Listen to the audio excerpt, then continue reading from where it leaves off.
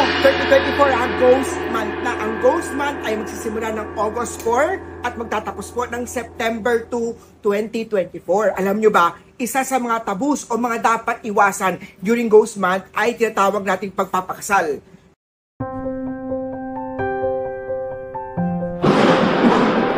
Panahon ng Ghost Month, pinaniniwalaan ang wedding celebration ay nagdi-disrespect sa mga spirito ng mga past loved ones natin, mga pamilya manila, mga couple na, at pwedeng mag-imbita to ng malas para sa mga wedding couple. Kung ikaw ay isa sa mga bride or groom na magkakaroon ng wedding during Ghost Month, posible daw po na magkasakit isa sa kanila during kanilang kasal. Ito ay pinaniniwalaan na bad omen or mga malas daw na mga pangitain. Nakakatakot nga naman yan.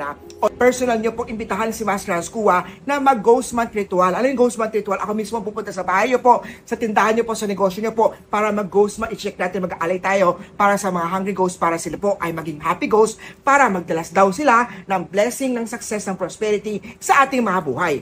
Ang mga bride na gustong ikasal during Ghost Month ay dapat mag-isip na magsuot ng mga pastel na color imbes na pure white lang na mga gown nila. Nag-aaya kasi ng mga inggit ng mga female na mga hungry ghost ang mga Ghost Month ay kakasal. Kaya naman nasasawi sila, nagkakaroon sila problema sa kanilang love o pag-ibig. Ang kasal at iba pang festive ay dapat ginagawa during daytime. Huwag yung kaya magpapakasal, lalo na Ghost Month na nagpakasal ka pa ng nighttime pa. Naku, mas malakas ang powers ng mga hungry ghosts at lalong magdadala yan ng misfortune. Kaya patuloy na celebration hanggang gabi, pwedeng makigulo ang mga hungry ghosts sa salo-salo nyo kung gabi nyo pong gagawin ang wedding nyo po during Ghost Month. Ang ika-15th ng Ghost Month at ika-30th ng Ghost Month ay tinakdang pinakamapanganib na mga date during magpapakasal ng Ghost Month dahil ito ang mga araw kung saan na dapat ay mga hungry ghosts ay naghahanap ng mga sacrifice, mga prayers, mga para sa mga departed loved ones sila,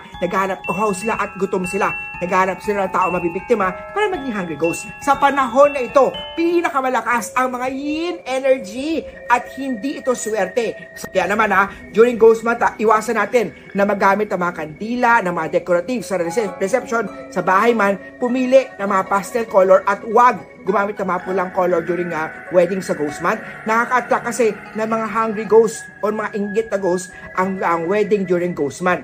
Ang bagong kasal ay nire-remind ni Master Hans Kua na huwag magpakuha ng wedding photo sa tabi ng mga may mga dagat, may mga bodies of water dahil nandiyan po ang mga hungry ghosts at sila po ay very strong during Ghost Month. Always consult your feng shui master kagaya ni Master Hans Kua para sa mga lucky dates, wedding date selection. Based sa inyong birthday, mag-bride and mag-groom, anong maswerteng araw para magpakasal, magkaroon ng major activity para sa mga weddings nyo po. Ako po ang makakatulong sa inyo. Text nyo po ako 0922-829-0382. Meron po akong Facebook, facebook.com/HansKua. Sa Instagram, Master Hans Kua. Sa YouTube, don't forget to subscribe, like, and follow sa YouTube account ko po. At araw-araw tayo magkita sa TV, sa radyo, with the Philippines' most trusted name in Feng Shui. With more than 10-20 years of experience na, the Master Hans Kua. So, paano? Bababay na muna ako sa video na to. Have a great day and like, comment, and share. Bye-bye!